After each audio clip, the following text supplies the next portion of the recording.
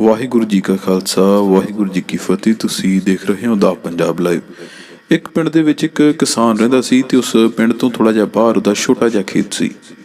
ਇੱਕ ਵਾਰ ਜਦ ਉਸਨੇ ਫਸਲ ਬੀਜੀ ਤੇ ਉਸਦੇ ਖੇਤ ਦੇ ਵਿੱਚ ਆ ਕੇ ਇੱਕ ਚਿੜੀ ਨੇ ਆਲਣਾ ਬਣਾ ਲਿਆ। ਥੋੜਾ ਸਮਾਂ ਬੀਤਿਆ ਤੇ ਉਸ ਚਿੜੀ ਨੇ 2 ਆਂਡੇ ਦੇ ਦਿੱਤੇ ਤੇ ਉਹਨਾਂ ਆਂਡਿਆਂ ਦੇ ਵਿੱਚੋਂ ਛੋਟੇ ਛੋਟੇ 2 ਬੱਚੇ ਨਿਕਲੇ, ਚਿੜੀ ਦੇ ਬੋਟ।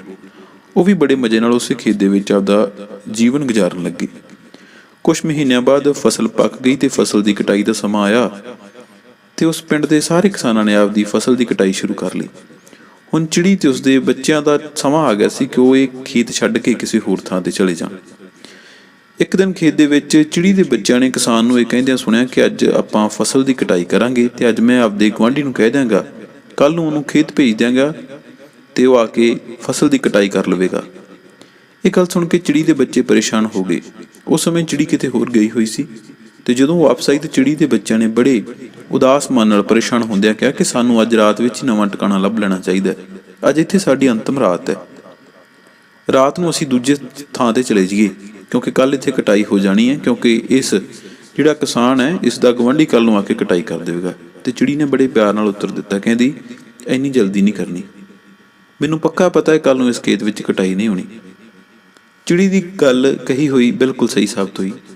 ਦੂਜੇ ਦਿਨ ਉਸ ਕਿਸਾਨ ਦਾ ਗੁਆਂਢੀ, ਉਹ ਪੜੋਸੀ ਨਹੀਂ ਆਇਆ, ਫਸਲ ਦੀ ਕਟਾਈ ਨਹੀਂ ਹੋਈ। ਸ਼ਾਮ ਨੂੰ ਜਦੋਂ ਕਿਸਾਨ ਵਾਪਸ ਖੇਤ ਆਇਆ ਤੇ ਬਹੁਤ ਉਸਨੇ ਗੁੱਸੇ ਦੇ ਵਿੱਚ ਦੇਖਿਆ ਕਿ ਗੁਆਂਢੀ ਕਿਉਂ ਨਹੀਂ ਆਇਆ। ਉਹਨੇ ਸੋਚਿਆ ਕਿ ਕੱਲ ਨੂੰ ਮੈਂ ਆਪਦੇ ਕਿਸੇ ਰਿਸ਼ਤੇਦਾਰ ਨੂੰ ਭੇਜ ਦਿਆਂਗਾ ਤੇ ਉਹ ਇੱਥੇ ਕਟਾਈ ਕਰ ਦੇਵੇਗਾ। ਚਿੜੀ ਦੇ ਬੱਚੇ ਫਿਰ ਪਰੇਸ਼ਾਨ ਹੋ ਗਏ। ਉਹਨਾਂ ਫਿਰ ਦੁਬਾਰਾ ਆਪਦੀ ਪਰੇਸ਼ਾਨੀ ਆਪਦੀ ਮਾਂ ਨਾਲ ਸਾਂਝੀ ਕੀਤੀ ਤੇ ਕਿਹਾ ਕਿ ਆਪਾਂ ਹੁਣ ਟਿਕਾਣਾ ਲੱਭ ਲਈਏ। ਹੁਣ ਤੇ ਉਹ ਜਿਹੜਾ ਕਿਸਾਨ ਹੈ ਆਪਦੇ ਰਿਸ਼ਤੇਦਾਰ ਨੂੰ ਭੇਜੇਗਾ, ਕੱਲ ਨੂੰ ਕਟਾਈ ਹੋ ਜਾਣੀ ਹੈ, ਆਪਾਂ ਅੱਜ ਰਾਤ ਟਿਕਾਣਾ ਬਦਲ ਲਈਏ। ਚਿੜੀ ਨੇ ਫਿਰ ਬੜੇ ਪਿਆਰ ਨਾਲ ਬੜੇ ਠਰਮੇ ਨਾਲ ਉਹਨਾਂ ਨੂੰ ਉੱਤਰ ਦਿੱਤਾ ਕਿ ਨਹੀਂ, ਡਰੋ ਨਾ, ਕੱਲ ਵੀ ਕਟਾਈ ਨਹੀਂ ਹੁੰਦੀ। ਤੇ ਕੱਲ ਜਦੋਂ ਅਗਲੀ ਸਵੇਰ ਆਈ, ਬਿਲਕੁਲ ਚਿੜੀ ਦੀ ਕਹੀ ਗੱਲ ਸੱਚ ਸਾਬਤ ਹੋਈ। ਕੋਈ ਵੀ ਰਿਸ਼ਤੇਦਾਰ ਕਟਾਈ ਕਰਨ ਨਹੀਂ ਆਇਆ। ਤੇ ਸ਼ਾਮ ਨੂੰ ਜਦੋਂ ਕਿਸਾਨ ਨੇ ਆ ਕੇ ਦੇਖਿਆ, ਉਹਨੂੰ ਫਿਰ ਬਹੁਤ ਗੁੱਸਾ ਆਇਆ ਤੇ ਹੁਣ ਕਿਸਾਨ ਨੇ ਆਪਦੇ ਆਪ ਨਾਲ ਇਹ ਗੱਲ ਕਹੀ ਕਿ ਕੱਲ ਨੂੰ ਮੈਂ ਖੁਦ ਆ ਕੇ ਕਟਾਈ ਕਰਾਂਗਾ। ਤੇ ਹੁਣ ਜਦੋਂ ਚਿੜੀ ਦੇ ਬੱਚੇ ਉਹ ਸ਼ਾਂਤ ਸੀ, ਉਹਨਾਂ ਨੂੰ ਲੱਗਿਆ ਕਿ ਕੱਲ ਨੂੰ ਕਟਾਈ ਨਹੀਂ ਹੋਵੇਗੀ। ਜਦੋਂ ਉਹਨਾਂ ਨੇ ਗੱਲ ਆਪਦੀ ਮਾਂ ਨਾਲ ਸਾਂਝੀ ਕੀਤੀ ਤਾਂ ਚਿੜੀ ਨੇ ਕਿਹਾ, ਨਹੀਂ, ਹੁਣ ਟਿਕਾਣਾ ਬਦਲਣ ਦਾ ਸਹੀ ਸਮਾਂ ਆ ਗਿਆ ਹੈ, ਆਪਾਂ ਨੂੰ ਟਿਕਾਣਾ ਬਦਲ ਲੈਣਾ ਚਾਹੀਦਾ ਹੈ। ਦੋਵੇਂ ਬੱਚੇ ਬੜੇ ਹੈਰਾਨ ਸੀ। ਉਹ ਕਹਿੰਦੇ, ਇਸ ਤਰ੍ਹਾਂ ਕਿਉਂ? ਪਹਿਲਾਂ ਤਾਂ ਤੁਸੀਂ ਸਾਨੂੰ ਖੇਤ ਛੱਡਣ ਲਈ ਰੋਕਿਆ, ਤੁਸੀਂ ਤਿਆਰ ਹੀ ਨਹੀਂ ਸੀ ਖੇਤ ਛੱਡਣ ਲਈ।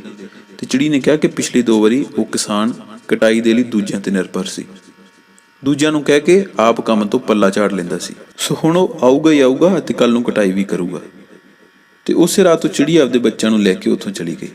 ਸੋ ਇਸ ਕਹਾਣੀ ਤੋਂ ਸਿੱਖਿਆ ਇਹ ਮਿਲਦੀ ਹੈ ਕਿ ਦੂਜਿਆਂ ਦੀ ਸਹਾਇਤਾ ਲੈਣ ਦੇ ਵਿੱਚ ਕੋਈ ਬੁਰਾਈ ਤਾਂ ਨਹੀਂ ਹੈ, ਪਰ ਜੇਕਰ ਤੁਸੀਂ ਚਾਹੁੰਦੇ ਹੋ ਕਿ ਕੰਮ ਸਹੀ ਸਮੇਂ ਤੇ ਹੋ ਜਾਵੇ, ਕੰਮ ਸਹੀ ਸਮੇਂ ਤੇ ਸ਼ੁਰੂ ਹੋਵੇ ਤੇ ਸਹੀ ਸਮੇਂ ਦੇ ਵਿੱਚ ਨਿਪਟ ਜਾਵੇ, ਤਾਂ ਉਸ ਕੰਮ ਦੀ ਜ਼ਿੰਮੇਵਾਰੀ ਆਪ ਲਓ। ਦੂਜੇ ਵੀ ਉਸੇ ਦੀ ਮਦਦ ਕਰਦੇ ਨੇ ਜੋ ਆਪਣੀ ਮਦਦ ਆਪ ਕਰਦਾ। ਜਦੋਂ ਲੋਕਾਂ ਨੂੰ ਪਤਾ ਹੈ ਕਿ ਤੁਸੀਂ ਆਪ ਦੀ ਜ਼ਿੰਮੇਵਾਰੀ ਨਾਲ ਕੰਮ ਕਰ ਰਹੇ ਹੋ, ਦੂਸਰਾ ਵੀ ਮਦਦ ਕਰਨ ਲਈ ਤਾਂ ਹੀ ਅੱਗੇ ਆਵੇਗਾ। ਸੋ ਆਪਣੇ ਕੰਮ ਦੀ ਜ਼ਿੰਮੇਵਾਰੀ ਆਪ ਲਈਏ। ਵਾਹਿਗੁਰੂ ਜੀ ਕਾ ਖਾਲਸਾ, ਵਾਹਿਗੁਰੂ ਜੀ ਕੀ ਫਤਿਹ।